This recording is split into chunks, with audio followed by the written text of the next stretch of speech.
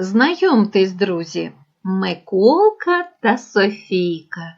Пряники духмяні запрошують на ігротеку святкові та різдвяні.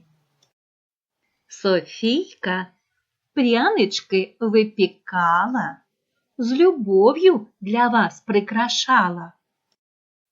Миколка прянички пакував, різдвяний настрій дарував. Миколка та Софійка хочуть грати, долоньки ваші розважати. Якщо Миколка виглядає, ніжками ритми вибиваєм. А якщо Софійка поспішає, долонька ритми виграває.